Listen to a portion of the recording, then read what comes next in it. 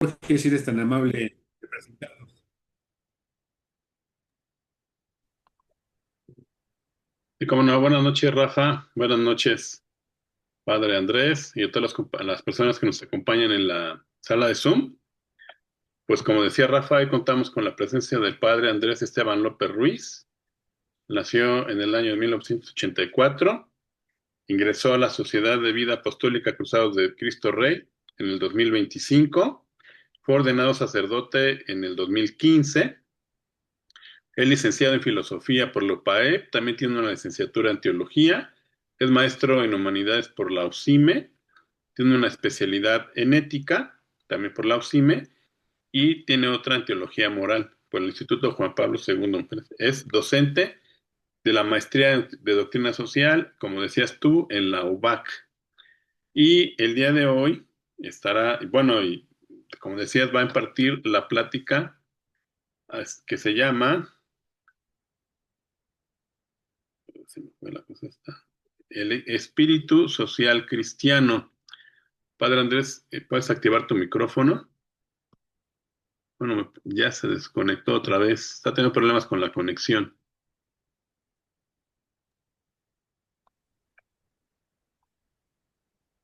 Sí, se salió otra vez. Sí, es que creo que hay un poquito de problemas creo que el agua, estas lluvias intensas nos están generando este problema. De hecho, también teníamos un pequeño de problema aquí para la transmisión en Facebook, estaba un poco lento, pero es por eso. Entonces, ahora sí que una disculpa a nombre del padre Andrés, que seguramente tiene ahí alguna dificultad con el internet para poderse conectar en un momento más, estar aquí con nosotros.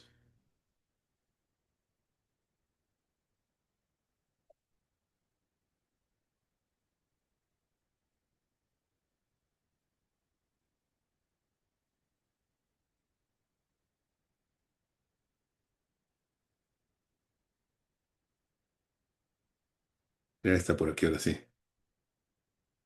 Lo puedes hacer con anfitrión, Jorge, porque yo no soy el.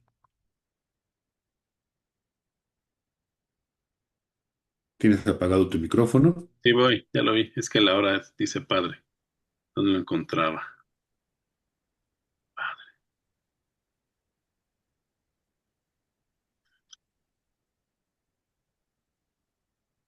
Ah, también en la cámara, ahí en los tres puntitos, tienes la opción. Ya. Adelante, padre, puedes activar tu micrófono. Listo, Ya, ya, ahora sí. Ahora sí. Ya hicimos la presentación, padre, ya lo presentamos. Ya ay, estamos listos bueno, para que se arranque. qué bueno. Gracias y una disculpa por aquí las fallas que no sé, bueno, probablemente se deban a que la zona en la que estaba, el wifi no estaba funcionando bien. Entonces, pero yo me cambié a la cocina de aquí de la parroquia porque no estoy en mi casa y aquí parece que está funcionando bien el internet y bueno, pues ya me conecté desde el celular porque tampoco estaba conectándose mi cámara de la laptop. Entonces, pues gracias por la Adelante. invitación, gracias por su atención, por su paciencia. Y pues yo les voy a exponer brevemente, no sé cuánto tiempo dispongamos, qué es cuál es la metodología, si me pueden eso Sí, orientar.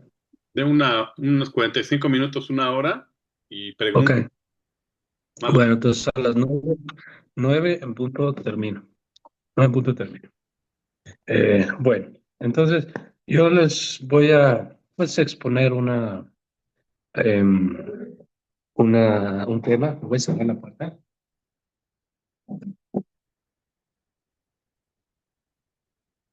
perdón, un tema que tiene ese título que lo pusieron en la promoción, ¿no? El espíritu social cristiano. Y voy a empezar hablando un poco del reino de Dios. El reino de Dios es una categoría bíblica profundamente importante, central en en la Sagrada Escritura, eh, transversal, una categoría tan importante como la categoría de alianza y constituye el centro del mensaje de la predicación de Jesús. Es un hecho inobjetable que todos los exégetas afirman que la predicación de Jesús en sus contenidos fundamentales, en su eh, enseñanza, tiene al reino de Dios en el centro.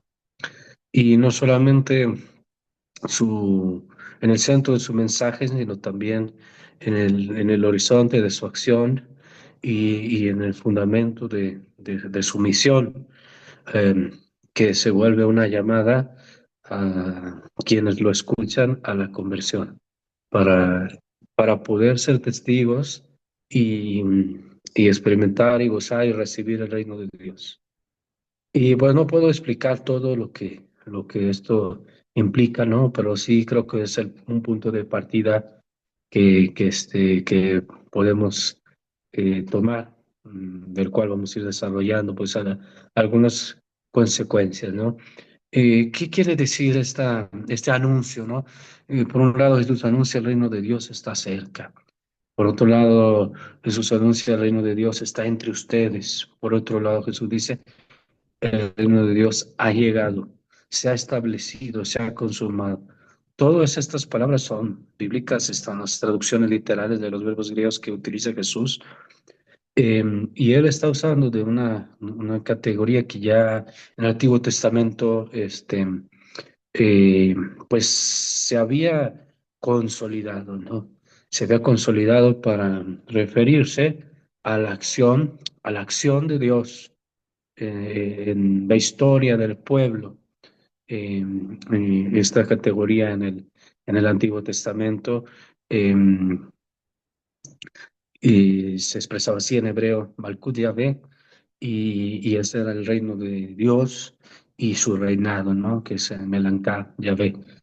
Entonces, el pueblo va creciendo la conciencia con la inspiración del Espíritu Santo de que Dios es rey, porque es el creador del mundo, porque es el principio, el todopoderoso, ¿no? El Shaddai, porque eh, está presente con su poder, pero sobre todo eh, crecen en la conciencia de su reinado a través del Éxodo. El Éxodo es el acontecimiento fundamental de conciencia del reinado de Dios, ¿no? En el pueblo de Israel. ¿Por qué? Porque en las culturas antiguas los reyes eran no solamente quienes ejercían una autoridad, sino también eran quienes eh, actuaban como caudillos de guerra, o sea, como guerreros que protegían a sus reinados, a sus pueblos y los conducían pues para que garantizar su supervivencia, ¿no? Etcétera. Entonces, Dios se manifiesta como rey, digamos, el todopoderoso que actúa en la vida de Abraham, de Isaac, de Jacob, porque bendice, porque hace una alianza, un pacto con su pueblo, porque manifiesta su gloria, ¿no? Eh, y de esa manera se va haciendo accesible a Abraham, Isaac, Jacob, a su descendencia, pero el pueblo, esto es, digamos, son hechos bíblicos, ¿no? Entra en la conciencia plena de que Dios es rey cuando se levanta en favor de su pueblo para darle la libertad de la esclavitud de Egipto. Entonces el Éxodo es el acontecimiento fundante de la fe en Israel, del reino de Dios.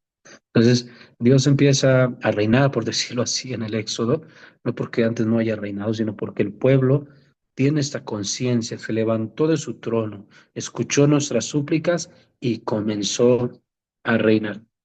Y reinó liberándonos porque fue compasivo, misericordioso de los sufrimientos de su pueblo, escuchó nuestras lágrimas, ¿no? Como encontramos el libro del Éxodo, he escuchado el clamor de mi pueblo y entonces ejerció una acción en la historia que transformó la realidad del pueblo, ¿no? Y ratificó la alianza. Entonces aquí hay unos elementos que son importantes, ¿no? Que la alianza va a ser uno de los principios del reino de Dios, ¿no? En el Antiguo Testamento de su reinado. Es una alianza que, la perspectiva exegética, se considera un pacto de vasallaje, justamente, ¿no? Entre contrayentes desiguales. O sea, entre uno que es poderoso, un rey, entre Dios, y otros que son elevados a la capacidad de hacer un pacto, ¿no? Entonces, hay un pacto de reinado, ¿no? De señorío, de sometimiento, no un sometimiento por violencia, ¿no? Sino es un sometimiento libre, por alianza, por amor, de comunión, de confianza, de experimentar gracia, bendición, salvación.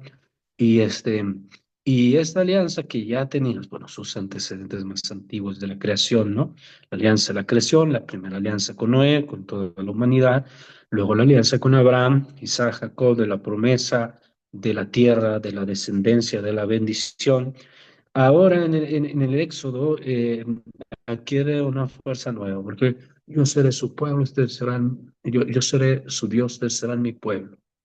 Eh, y entonces Dios se compromete a caminar con su pueblo, a alimentarlo, a salvarlo, a protegerlo, le da a comer el maná, le da a beber el agua de la roca, y se las codornices, lo sana de sus enfermedades, no solamente con los mano poderosa, brazo extendido, con los prodigios que obra, va a realizar la Pascua, sino que se hace presente, ¿no? Se hace presente y transforma la vida del pueblo, de estar sometido a una esclavitud, a empezar un camino de libertad en el desierto, con naturalmente muchas dificultades que atravesaron ahí. Pero además le da la ley, le da la Torah, que se vuelve parte del pacto, ¿no? De la alianza, ¿no? El pueblo acepta que Dios reine sobre ellos porque ratifica la alianza con la sangre, primero de la Pascua y luego en el monte Sinaí, y además de que ratifica la alianza con la sangre, se compromete a cumplir los 10 mandamientos, ¿no? La Torah en sentido amplio, la ley, pero sobre todo los 10 mandamientos de Barim, con sus demás mishvot, que son los mandamientos de la ley, que integran enseñanzas de revelación de Dios para que el pueblo se conduzca con sabiduría, con santidad, con justicia, mandamientos. Y entonces el pueblo acepta dejarse conducir por Dios. Esto es importante, ¿no? Dejarse conducir por Dios por medio de su palabra, de su enseñanza. Entonces vemos ya que unos elementos, ¿no? Del reino de Dios, el Antiguo Testamento, ¿no? Que el Éxodo es un acontecimiento central de su reinado, y de la conciencia del pueblo de Israel de que Dios es rey y que está reinando sobre nosotros. La alianza es el fundamento, la Torah es un contenido irrenunciable, y todo esto se va a cumplir plenamente en Jesús, ¿no? Que viene a ofrecer un reino de libertad, construido sobre la verdad de su palabra, de su revelación, de su presencia en el mundo, que lo transforma todo, sobre la alianza que se renueva con su sangre, con su sacrificio amoroso, sobre el nuevo don de la ley, de la Torah, que se da pues en el Pentecostés, ¿no? Que es el don del Espíritu Santo, y irrumpe el reino de Dios en la historia.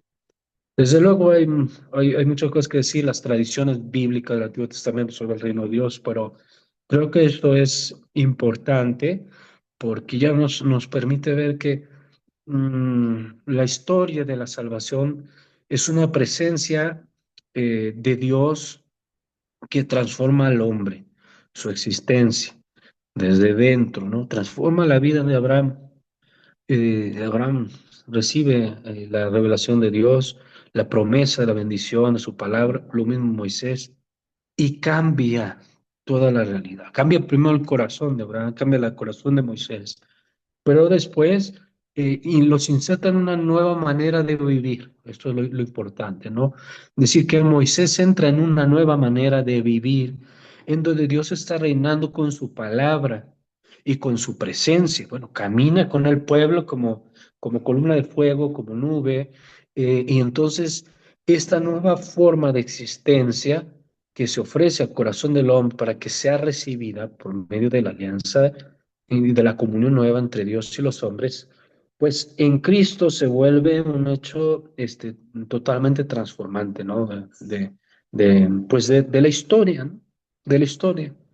Y entonces Jesús anuncia el reino de Dios, em, cumpliendo las expectativas proféticas, ¿no? Sabemos que vino un periodo difícil después, obviamente, del Éxodo, bueno, porque es un poquito una síntesis, ¿no? De historia bíblica, pues todo esto va a ser importante, van a ver que todo se va a realizar, se va a concretizar, ¿no?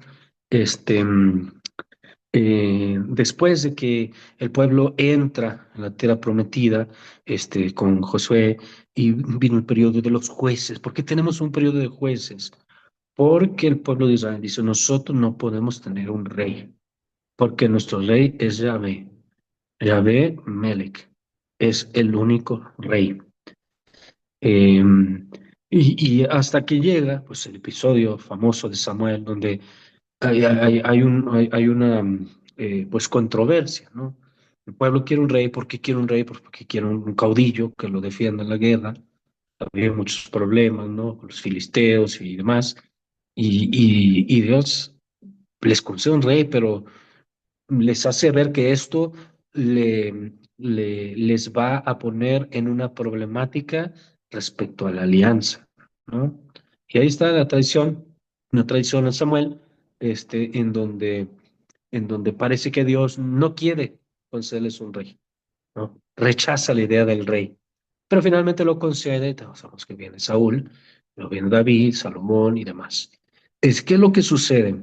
Que si el fundamento del reinado era la alianza con Dios y luego la Torá, la palabra de Dios, su sabiduría que se nos da para vivir en santidad ante su presencia, dándole culto con una vida recta, con una vida entregada a Él. Cuando viene uno que es ungido como rey, como fue Saúl, no puede ser rey en contra de Dios, sino que Dios permite el rey y lo unge para que quede claro que el único rey de Israel es el Señor, ¿no? Adonai.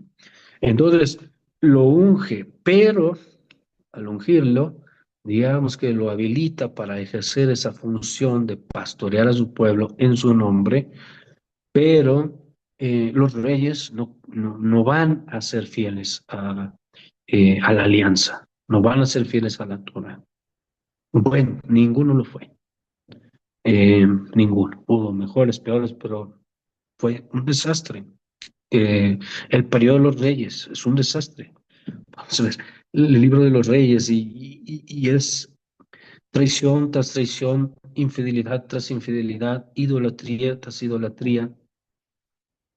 Y esta crisis, esta paradoja entre uno que es rey porque Dios lo ungió, pero que ejerce un reinado para su pueblo en contra de la alianza, en contra de la Torá, de la palabra de Dios, de la voluntad de Dios, ¿no? Que es el único rey. Si Dios reina, su voluntad, pues va a ser nuestro camino. Pero resulta que el rey ungido de Yahvé tiene otro camino que no es el de Dios. Entonces, hay una ruptura entre el Mesías, el ungido, el Mesías, y, y Dios. Y esto genera una expectativa de conciliación entre la institución del reinado en Israel y la alianza.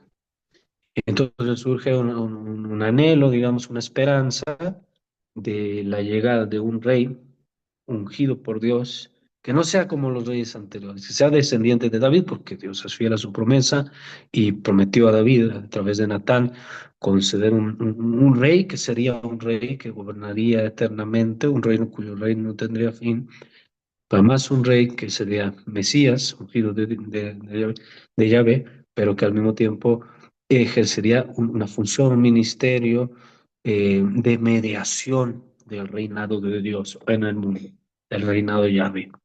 Es decir, no en contra de la Torah, no en contra de la alianza, sino desde la alianza de la Torah.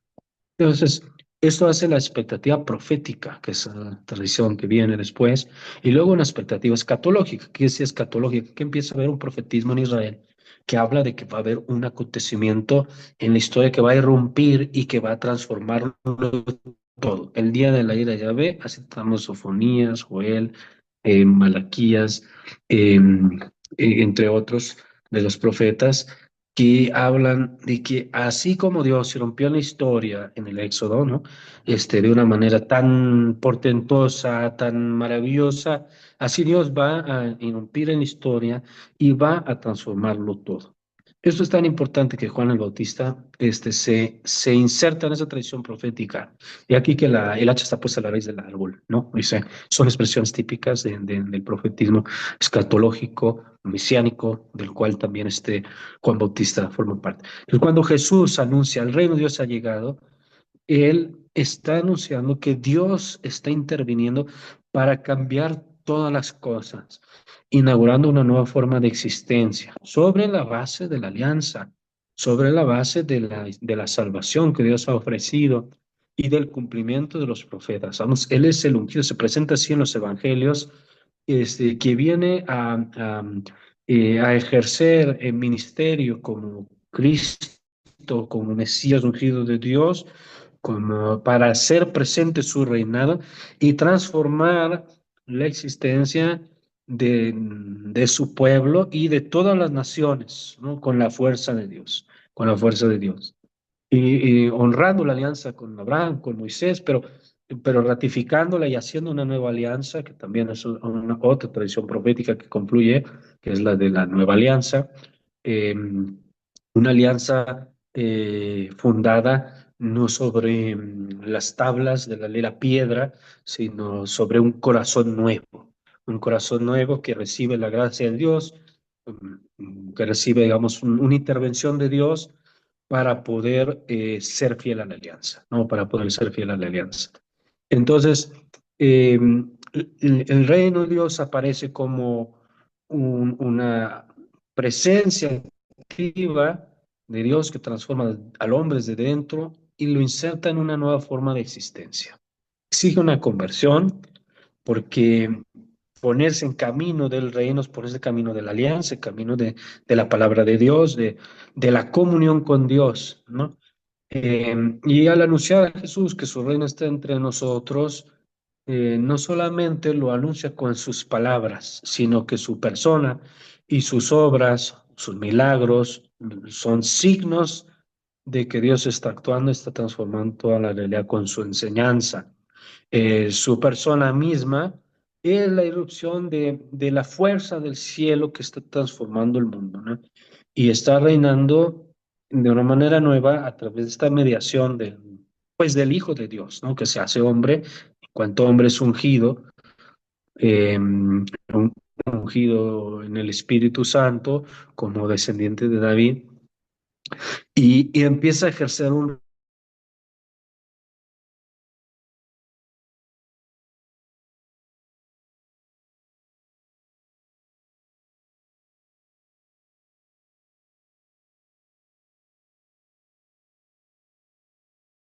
la categoría bíblica de poder que usan es el dinamis, del amor, de la entrega, del sacrificio, del servicio, porque perdona, porque sana, porque sirve a los pobres, porque levanta al hombre caído, porque se acerca a los que son excluidos, ¿no? De la comunidad y ofrecer el perdón y ofrece un reino que es totalmente distinto a los reinos del mundo que se imponen pues por la violencia, por la coacción, por la lógica del poder desde fuera y por la coacción.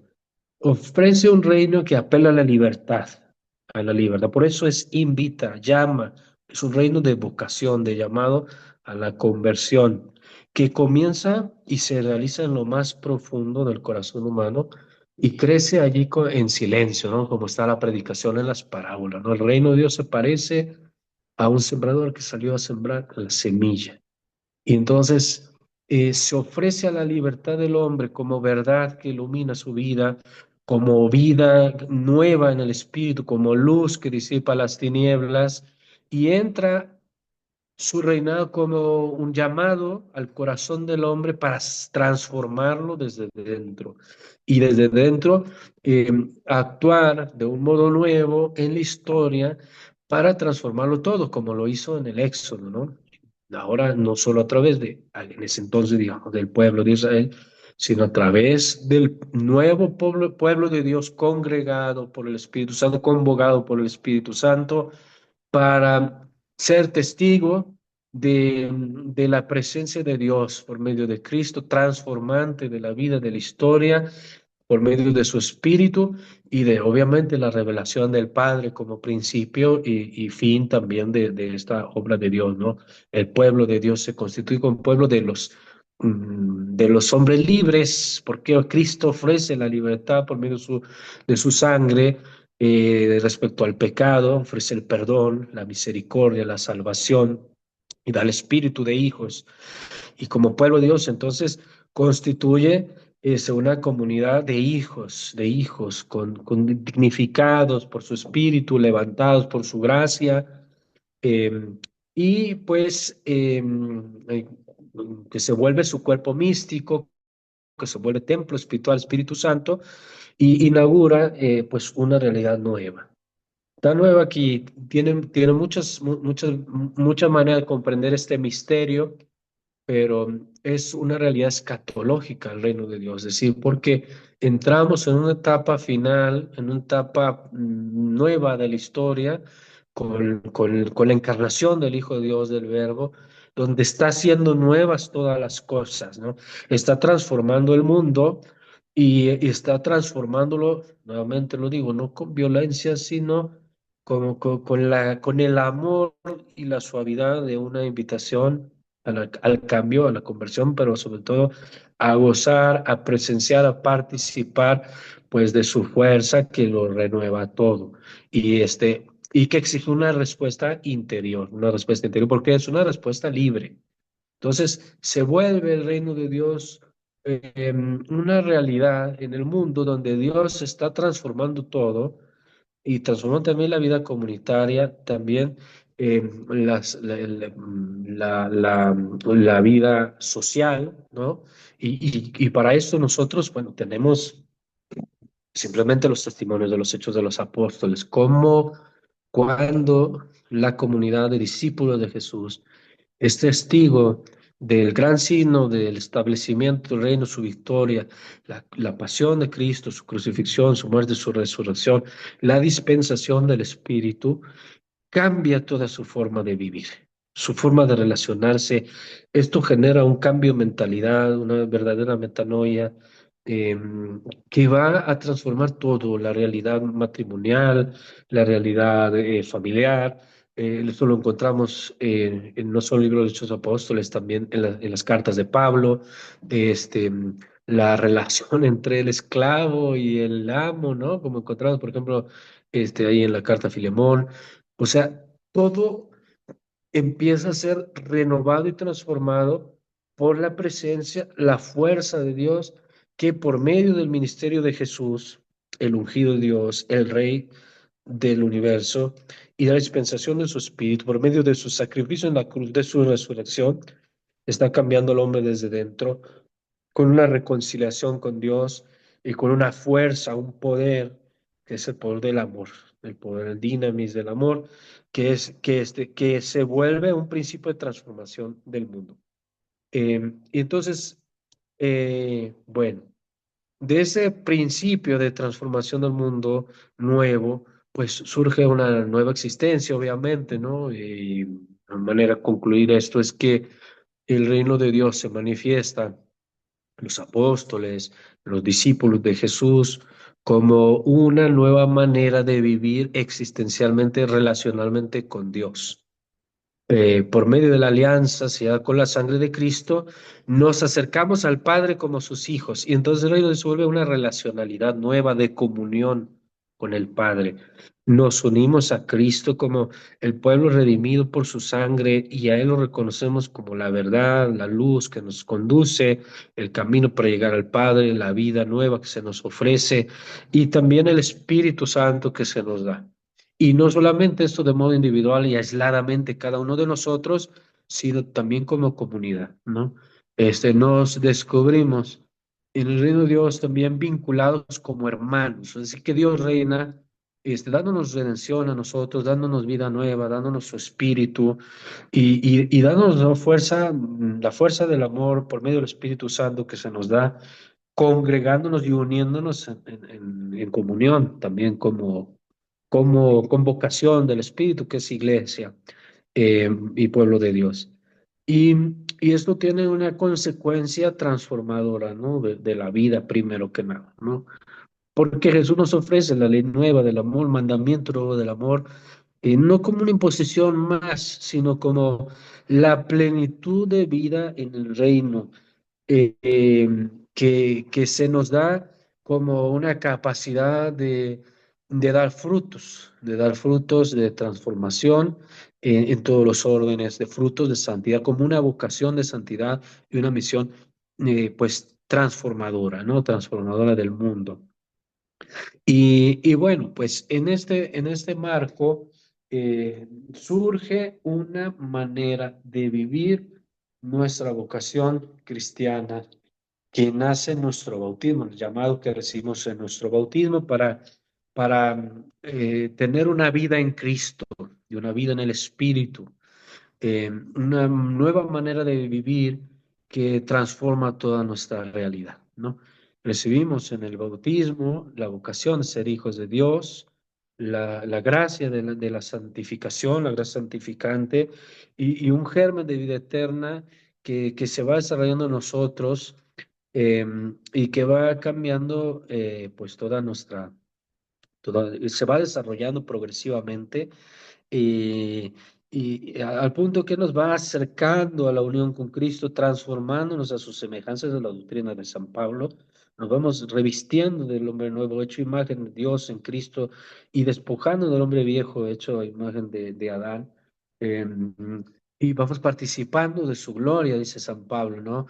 Crecen todos hasta alcanzar la plenitud de la madurez de Cristo, es decir, la gracia bautismal nos va cristificándose de una categoría muy paulina, ¿no? Nos va cristificando interiormente y esto significa también ese cambio de manera de vivir como personas, nuestros vínculos y nuestras relaciones también sociales, no sociales. Y no olvidemos que en el centro del Evangelio está el anuncio del reino y, y en el reino de Dios, ya desde el Antiguo Testamento, la Torá tiene un lugar importante, pero en el reino de Dios que se ha establecido en Cristo es el mandamiento nuevo del amor, con la fuerza del amor que se dispensa por medio del Espíritu Santo, de la Pascua, el constitutivo esencial del reino de Dios, que nos vincula a la Trinidad y nos vincula a Cristo como nuestro Redentor, nuestro Salvador, y que nos hace participar de esa acción transformadora, ¿no? Si en el Antiguo Testamento nosotros veíamos, por poner una imagen, ¿no? Al pueblo caminando por el desierto, guiado por la columna de fuego, por la nube, alimentándose del maná, bebiendo el agua de la roca. Esto es muy bíblico, ¿no? Nosotros bebemos de la roca espiritual que es Cristo y bebemos el Espíritu Santo y esa fuente y nos alimentamos de Cristo que es el maná, nos transforma porque nos hace capaces de amar y de ser semejantes a Dios por el amor, ¿no? Entonces es la fuerza del reino. No es solo un mandamiento como una obligación externa, es el poder entrar en el camino de Dios que es amor y que dispensa salvación por medio del amor y que actúa de una manera más portentosa en nosotros de cómo actúa allá en el Éxodo. A nosotros nos hace muy maravilloso que les dio a comer el maná. Mucho más maravilloso es que nos da a comer la Eucaristía, su cuerpo y su sangre. Además nos transforma y es sacramentum caritatis. Y por lo tanto nos hace capaces de vivir el amor que nos une a Dios y el amor que nos une a Dios, eh, pues transforma también nuestras relaciones humanas y sociales, todas. Acuérdense que el que ama cumple la ley entera, dice también la palabra de Dios. Y la caridad es el centro, el mensaje evangélico, y, y también es el contenido esencial de la perfección cristiana de la santidad. Entonces, somos convocados, llamados a esta vida de santidad, y Dios está actuando en nosotros, como iglesia, ¿no? Y también como bautizados en cada uno de nosotros. Y allá caminaban desierto, comían maná, bebían agua. Acá nosotros somos sostenidos por una fuerza mistérica, sacramental, que Cristo mismo instituyó, pues para que fueran signos eficaces de su reinado en nosotros, y esa fuerza va generando libertad, va generando justicia, va generando transformación de vida en nosotros y un espíritu nuevo que es el espíritu de los hijos de Dios y que se refleja también en nuevas maneras de relacionarnos los unos con los otros. No es lo que yo le llamo espíritu social cristiano, que son las consecuencias sociales de la vida en el espíritu de nosotros, son las consecuencias sociales de la iluminación en Cristo en nosotros, son las consecuencias en nuestras relaciones humanas y sociales de nuestra unión con Cristo, de la gracia bautismal en nosotros, que nos hace generar nos transforma desde dentro para tener una relacionalidad nueva, reconociendo una mutua dignidad, amando al prójimo, sirviendo al prójimo, desde la caridad, desde la humildad, desde la paciencia. Tú siguiendo el ejemplo de Cristo, pero con la fuerza del Espíritu, con solidaridad, con un espíritu recto, con un espíritu de justicia, con un compromiso por el bien del prójimo, por el bien de todos, por el bien común, con un compromiso con la dignidad de cada persona.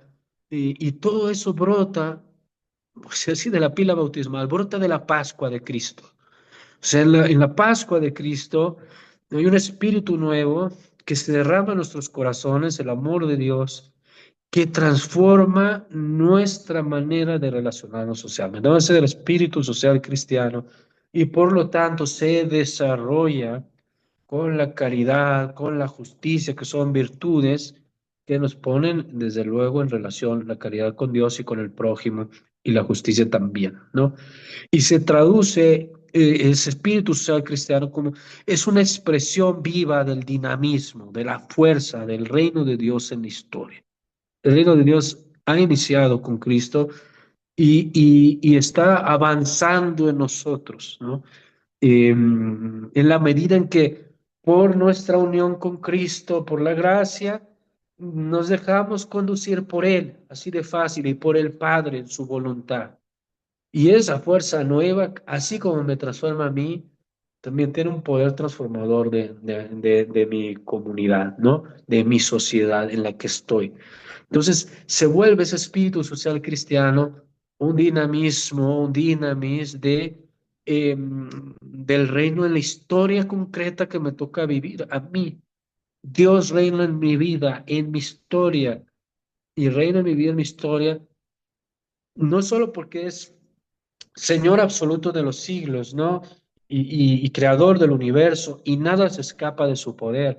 Esa es una manera de entender su reino, ¿no? Como desde un punto de vista categórico, ¿no? Nada se escapa del reino de Dios, pero el ejercicio de su reinado en mi vida se explicita, se manifiesta, se perfecciona en la medida en que yo vivo como hijo de Dios y templo del Espíritu Santo y unido a Cristo, y hago del Evangelio mi luz, mi guía, mi reino, ¿no? Mi camino de vida. Y esa forma de vivir el Evangelio eh, hace transformador y hace presente el dinamismo del reino en la historia. ¿Cuál historia? La mía, la del Padre Andrés y ustedes de la suya. Se vuelve una espiritualidad encarnada que brota del Evangelio y se traduce en modos concretos de ver, de sentir, de juzgar, de actuar en la sociedad.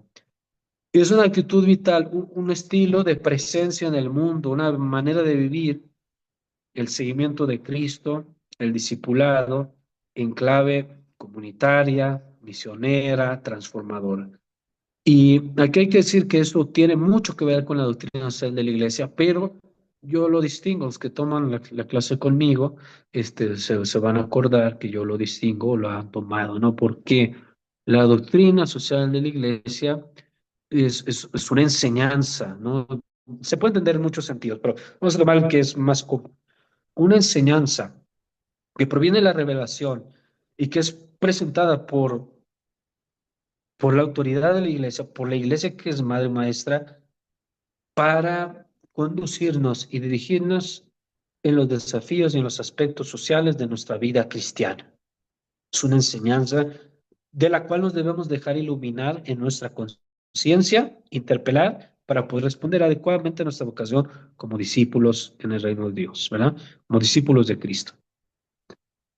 Pero no es lo mismo estudiar una doctrina, una enseñanza, a vivir un camino de santificación en el compromiso con la justicia, con la caridad, con la dignidad de mi prójimo, con la participación en mi comunidad para, pues, para tener una existencia pacífica, por ejemplo, ¿no? La promoción de la paz, solidaria, son dos cosas diferentes.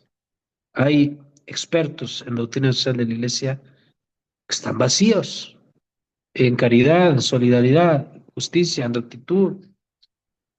Entonces, la doctrina social de la Iglesia nos ilumina la conciencia para actuar en consecuencia, con una enseñanza sistemática y además profunda, etcétera.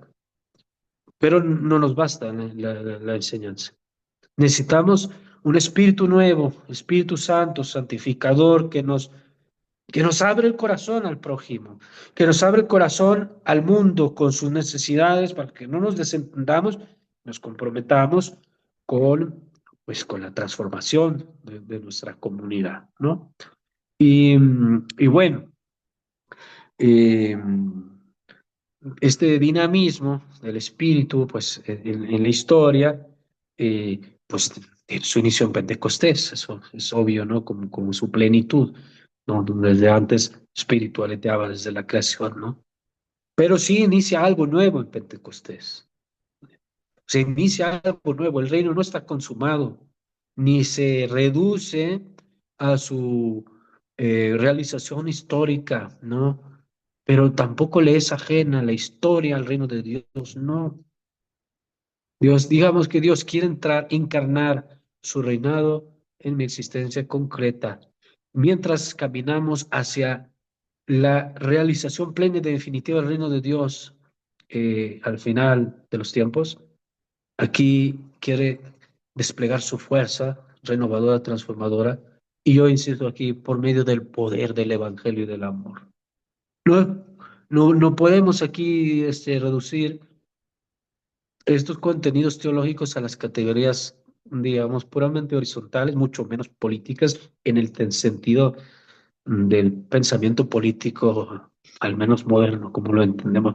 No está ahí el reino de Dios, ¿no? O sea, el reino está en el Evangelio, está en la palabra de Dios, está donde se comparte el pan con el hambriento, está donde se visita al preso que está en la cárcel, está donde se ora por el que sufre y también donde se compromete uno para orar por la autoridad, para servir al prójimo, ¿no? De diversas maneras en un compromiso sí, sí, pero no se puede ni reducir, ni pensar, ni identificar que esto tenga, pues, por ejemplo, una reducción pues, simplemente a la transformación, por ejemplo, de las estructuras, ¿no?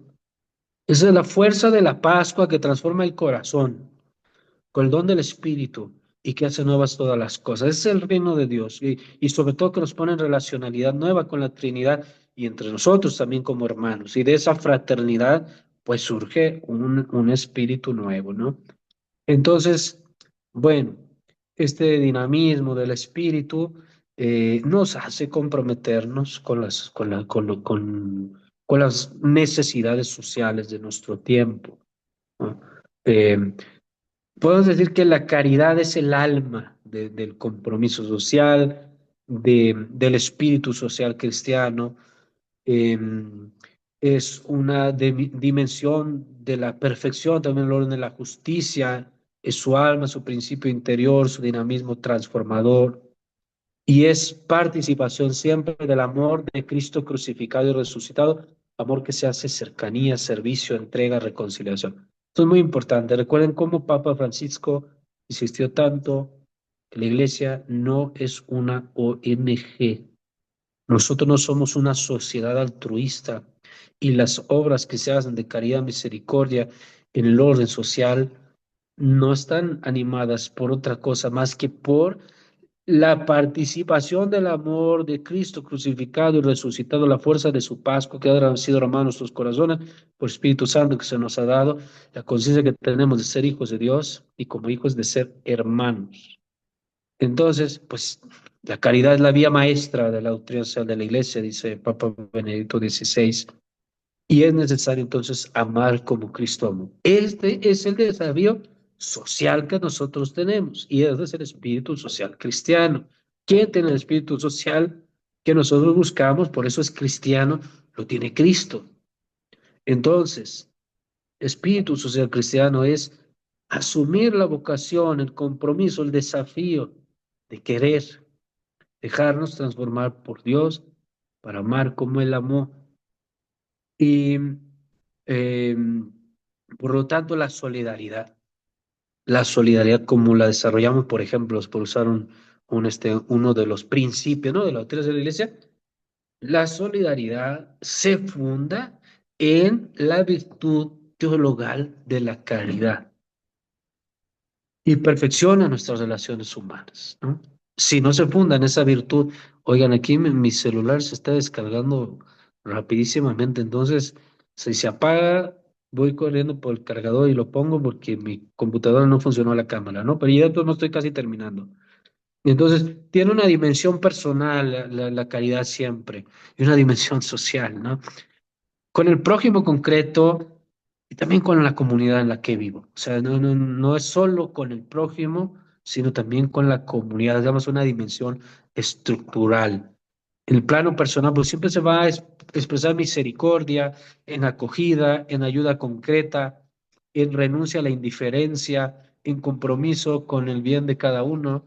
Pero en el plano comunitario también se manifiesta en búsqueda de justicia, promoción del bien común, construcción de una sociedad más fraterna. Y entonces no es solamente, digamos, un compromiso político, un activismo, ¿no? No, es una respuesta al corazón de Cristo, a ese fuego que quiere renovarlo todo. Una caridad, pues, una justicia, digamos así, sin caridad, bueno, pues, desde el punto de vista del Evangelio nos quedaría mucho a deber, ¿no? Como fría, inhumana. Y por lo tanto, eso es una consecuencia muy fuerte, ¿no? Que nuestra vida social cristiana tiene su cumbre, su fuente, su cumbre, su expresión más alta en la Eucaristía, ¿no? La Eucaristía. Siempre va a ser la Eucaristía, ¿no? O sea que uno que ama a los pobres, si los ama desde su vocación bautismal, ama más la Eucaristía y desde la Eucaristía ama a los pobres. Miren, esta es la vida Madre Teresa de Calcuta, ¿para qué les pongo más ejemplos? Pocos como ella se consagraron enteramente a los pobres. Y todos los días se pasaba 3 horas ante el Santísimo Sacramento.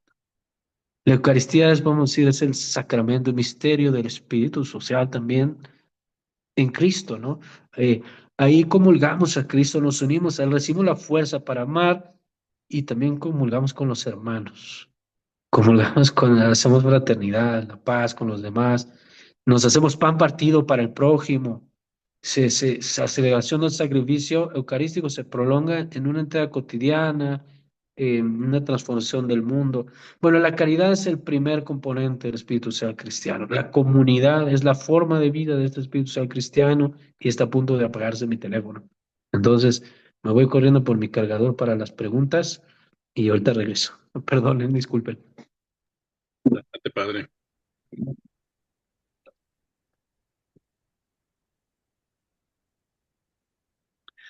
Bueno, pues si tienen preguntas, como le hacemos siempre en la dinámica de levantar la mano, ¿no? De hecho, si tienen preguntas, pueden ir levantando la mano de una vez para darles la mano, darles el micrófono conforme hayan levantado la manita. Hay reacciones.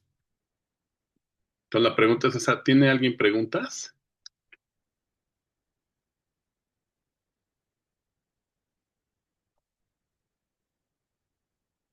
¿Alguien tiene una pregunta? Bueno, y como decía Rafa Funes al principio, el padre Andrés es uno de los docentes de la maestría. Entonces, la idea es que hayan escuchado la plática, la calidad de la plática, de los conocimientos y se animen a estudiarla. Si van a ver la semana que entra, Dios mediante, vamos a tener al padre Pedro Miguel Funes, que nos va a dar otro tema. Él también es docente de la maestría.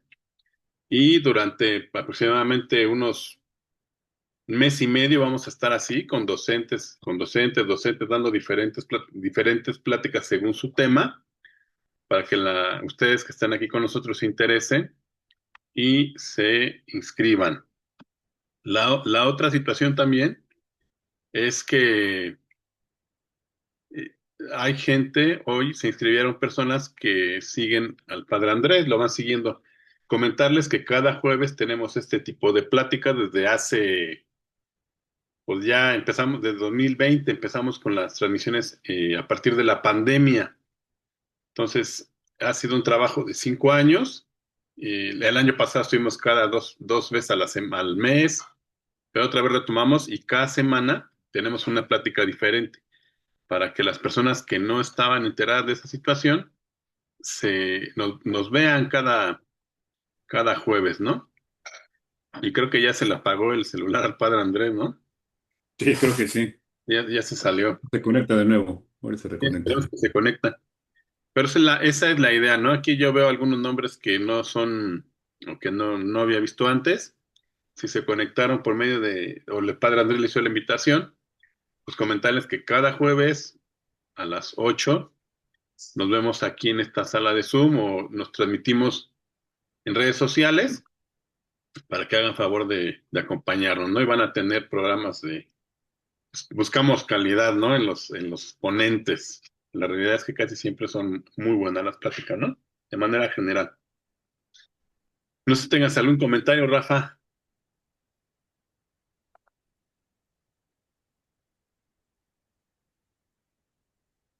No,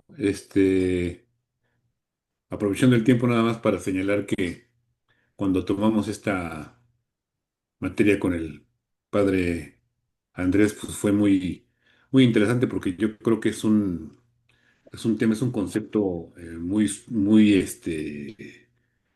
muy fuerte, muy interesante, muy apasionante, ¿no?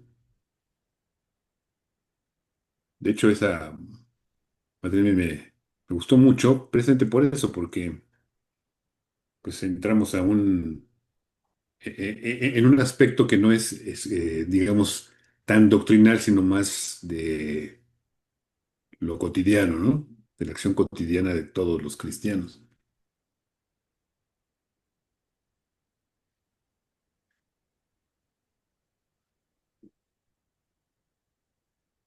Y así Ya, es. ya, ya está de nuevo, si lo puedes hacer de nuevamente coanfitrión. Como entró, como Andrés, nada más. te lo busco, pero es que no lo veo. Está como Andrés Esteban. Lo veo. Pero es que como Ya. ahorita tú,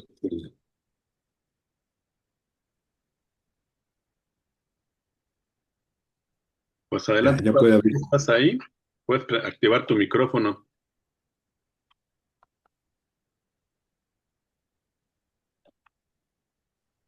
Bueno, Sí, hola, hola. sí, te Ah, se escucho. escucha muy bien, ¿Se escucha bien? Nada más perfectamente. que es que el celular se apagó y la computadora, no sé qué pasa, que la cámara no se activa. Pero ahorita en lo que se carga tantito el teléfono, luego ya prendo la cámara. A ver, vamos a ver. Este, bueno, entonces, por lo pronto les voy escuchando. Si tienen algún comentario, alguna pregunta, ¿verdad? Aquí estoy para eso. Mira, aquí en el Facebook, el doctor David Sánchez Sí, nos hace este comentario. Dice, sin duda, el libre albedrío es una muestra del amor de Dios por nosotros. sí.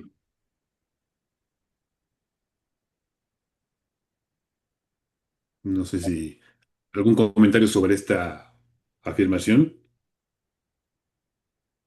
Bueno, pues simplemente decir que Dios nos dio una dignidad, ¿no?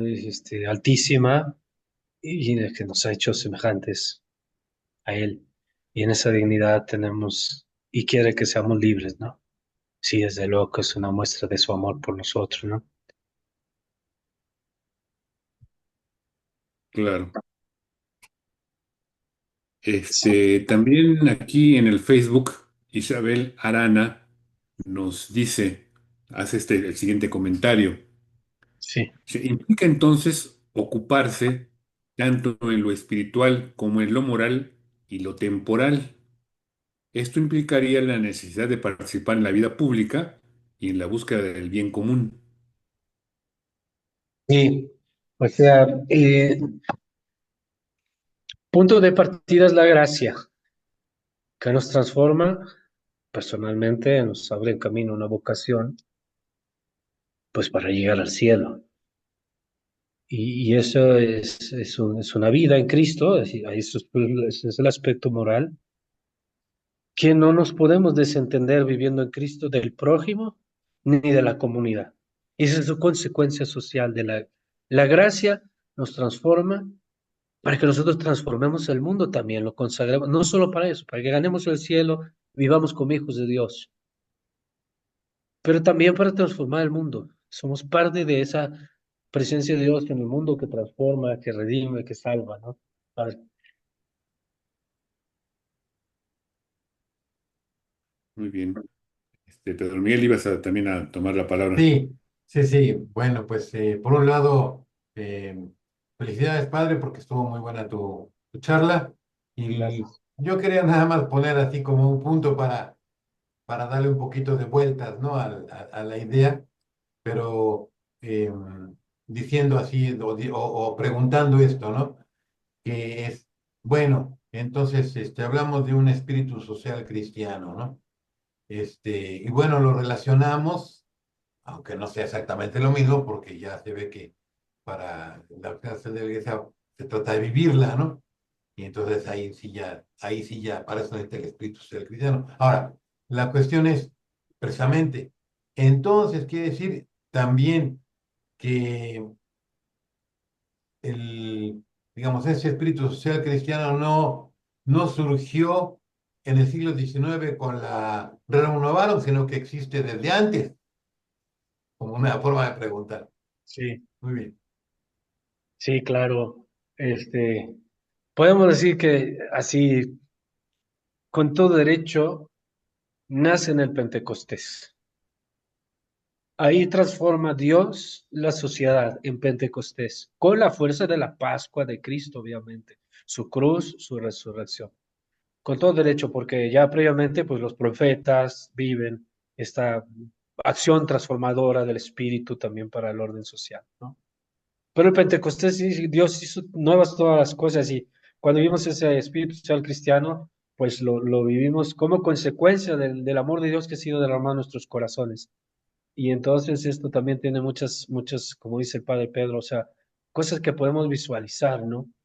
Que nosotros, si tenemos los medios y la capacidad, debemos de educarnos en la doctrina social de la Iglesia para iluminar nuestra conciencia actual de manera coherente con el Evangelio en el orden social. Pero hay personas que a lo mejor no han tenido nunca la enseñanza de la doctrina social de la Iglesia sistemática. Primero porque no existía como tal, ¿no? En la mayor parte de la historia de la Iglesia.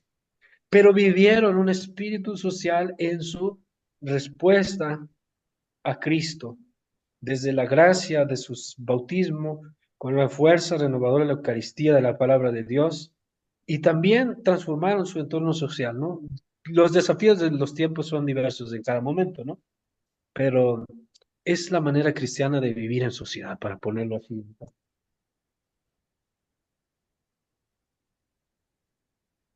Seguiría yo preguntando algo Sí, así, también sí, como para abundar, ¿no? Ya tengo yo sí, idea de algunas cosas, ¿verdad? Naturalmente, sí, sí, pero como tratando de rascarle. Bueno, el espíritu social cristiano, pues está, tú mismo ya nos has explicado algunas cosas sobre el Espíritu Santo, ¿no? Está ligado al Espíritu Santo, algo sí, que recibimos gracias al Espíritu Santo, o que hemos recibido a su vez gracias a Cristo. Ahora, em, aquí esto se liga naturalmente con el tema de la gracia, de la que también te menciono. sí, Ahora, la gracia tiene dos efectos, ¿no? Por un lado, nos borra el pecado y por otro lado, pues, nos hace hijos de Dios y pues de ahí podemos hacer cosas buenas, está bien, ok. Pero entonces, mm, cuando hablamos del espíritu social cristiano, podemos pensar, y está bien que pensemos eso, ¿no? En los laicos, porque el mundo hay que transformarlo. Pero si pensamos en el tema del perdón de los pecados, podría decirse que ahí cobra una especial importancia para el espíritu social cristiano el sacramento de la penitencia. claro, A ver,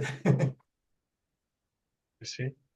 Sí, totalmente de acuerdo, porque, por ejemplo, San Pablo cuando habla del ministerio de la reconciliación, dice, en primer lugar les pedimos que se reconcilien con Dios y es un principio de transformación de la comunidad.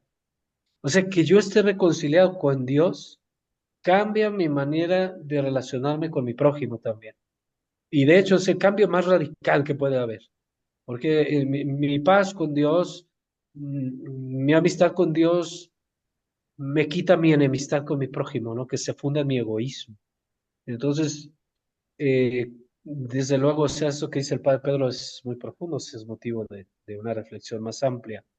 Pero claro que confesarse y sobre todo caminar en conversión y con los actos de penitencia y de reconciliación con Dios en el sacramento, tiene unas consecuencias sociales tremendas, ¿no? Eso, sí.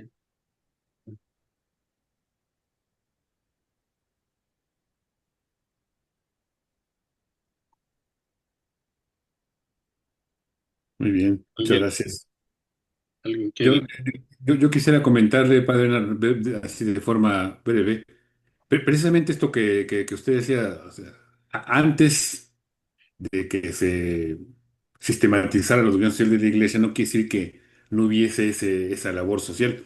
Y a mí siempre me llama mucho la atención, por ejemplo, un caso que es así como que muy estructurado porque hizo cosas muy estructuradas, que es Vasco de Quiroga, ¿no? O sea, Vasco de Quiroga hace una enorme cantidad de labor en ese espíritu social cristiano fundando hospitales, escuelas, organizando las mismas comunidades bajo el espíritu social cristiano, que, bueno, ni la doctrina social de la iglesia ni la propia expresión del espíritu social estaba ahí, ¿no? Simplemente es porque, pues, como que es propio del cristiano, pues hay que hacer algo. O sea, no podemos estar con los brazos cruzados viendo lo que sucede en mi alrededor. O sea, como que dices, pues me lanzo y va, ¿no? Ahí va. Ya ahora, bueno, pues podemos pensar en sistematizar, en hacer análisis de la realidad y una investigación hasta de mercado. Pues sí, pero es un poco ese decir, pues es responder como que a la propia esencia, ¿no? O sea, Exactamente, o sea, un ejemplo muy bonito de esto es cuando Pablo va y se encuentra con Pedro y entonces em, para darle la mano y hacer su misión. Y entonces le dice, Pedro narra esto en la carta a los Gálatas. Y dice, bueno, y yo vi a Pedro, y bueno, también a Santiago, a Juan, y me dieron la mano, el signo de la paz, y me asociaron, ¿no? Digamos, al Evangelio de Jesús. Ese es el mensaje de Pablo. Y después me dijeron que no nos olvidáramos de los pobres, ¿no? O sea, esto está, la comunidad apostólica es el icono, si quieren, de la fuerza transformadora de lo social, del evangelio y de la gracia. La comunidad evangélica, como la vemos en los Hechos de los Apóstoles, como la conocemos por las cartas de Pablo, es una comunidad que está viviendo con toda radicalidad la Pascua de Cristo y la presencia del Espíritu, siendo testigos en medio de persecuciones. Y esta fuerza les cambia su manera de ser comunidad, no solo en la iglesia, sino también en lo social, ¿no? Y bueno, pues eso es el principio, ¿no? Ahí está. Y desde luego no había doctrinas de la iglesia, había un Espíritu Santo en el corazón de los fieles, está haciendo nuevas todas las cosas, renovando la sociedad. La doctrina es social de la iglesia, digamos, en algún sentido surge, pues con la enseñanza de la iglesia, con la enseñanza de los padres, con la enseñanza de los pontífices, no solamente hasta el siglo XIX con la Red Novaro, en algún sentido. ¿Por qué? Porque en un sentido amplio, la doctrina social de la iglesia puede entender como mensaje social del evangelio. Eso está desde el principio. Sistematización, pues no la había. Sistematización, metodología, profesionalización, como dice aquí Rafael Funes, son instrumentos valiosos que hoy tenemos para hacer mejor las cosas. No depende de eso nuestra santificación, pues no, depende, nuestra santificación está en la medida de la caridad. Pero claro que esos instrumentos que tenemos nos pueden hacer eh, que nuestro compromiso con la sociedad eh, pueda desplegar también mayores capacidades, ¿no? De acción, de incidencia y cosas que también la iglesia quiere, ¿no? Que tengamos. Pero por encima de todo, la iglesia quiere que seamos santos y que tengamos caridad. Sí, muy bien, muy bien. Jorge, ibas a decir algo. Sí, digo, a pedirte la opinión, padre. La misma Sí, maestría tiene un enfoque práctico. O sea, tú tienes sí, que vincularte teniendo o haciendo algo, poniendo en práctica. Desde el principio te sí. piden o te dicen que la doctrina, que si se, como lo decías tú, si la doctrina se estudia nada más, pues se queda ahí, ¿no? Pero tienes que tener un proyecto de titulación que haga que practiques la doctrina social, ¿no? Sí. Que ejerzas la caridad de algún modo, ¿no? Sí, no, no está mal, digamos, estudiarla, solo estudiarla. Está mejor estudiarla y aplicarla, pero está todavía mejor estudiarla, aplicarla con una vida de santidad animada por la caridad.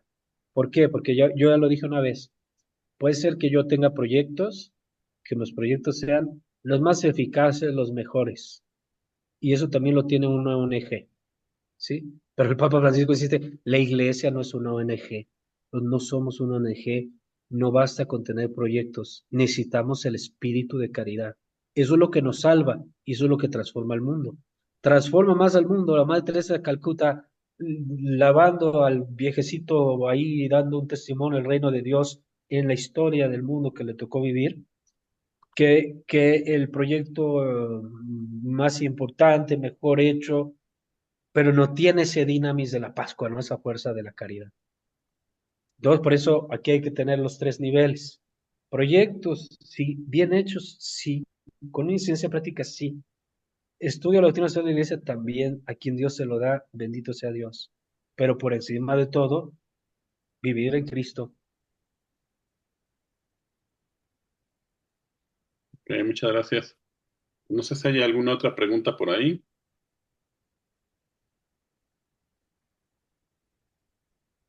Bueno, creo que tampoco en el Facebook ya leí las que estaban. Bueno, pues sería, con esto cerraríamos y agradeciéndole profundamente al padre Andrés que está siempre muy ocupado y pues nos regaló este ratito de su tiempo para reflexionar sobre un tema eh, tan importante y yo diría tan bonito porque la verdad es muy, muy, muy motivador escuchar este aspecto que nos mueve a todos, ¿no? Gracias, Rafael, y gracias, Jorge, y gracias, Padre Pedro, que también es quien me invitó y me reclutó para la plática. Pues muchas gracias y pues aquí en Diálogos que Transforman, cada jueves lo seguimos esperando y reiterar pues, la invitación a que consideren seriamente pues estudiar la maestría en social, en doctrina social de la Iglesia. Jorge, Pues muchas gracias al padre Andrés. Y pues ahí esperamos seguirte invitando, ¿no, padre? Y sabes que estás bien ocupado, pero ahí Bueno, queremos que nos ayudes en otro momento, ¿no? Con tus conocimientos y cómo no, con gusto. la invitación a participar, ¿no? Y a una vida de santidad, sobre todo, ¿no? Pues es todo. Agradecemos a las personas que nos han visto en la sala de Zoom y los que nos vean en las redes sociales o que nos vieron también, pues invitarlos otra vez a seguirnos cada jueves y, como decía Rafa, a inscribirse a la maestría. Como les comenté hace ratito, la siguiente plática nos la dará primero Dios, el padre Pedro Miguel. Ya nos dirá de qué se trata el tema, pero está relacionado también con los estudios de la maestría. Pues es todo. No sé qué dan la bendición, padre Andrés, Bueno, el Señor esté con ustedes y con y tu y con tu con espíritu. espíritu. y la bendición de Dios Todopoderoso, Padre, Hijo, Espíritu Santo, siendo sobre ustedes permanezca para siempre. Amén. Amén. Muchas gracias. Gracias. Buenas noches. Buenas noches.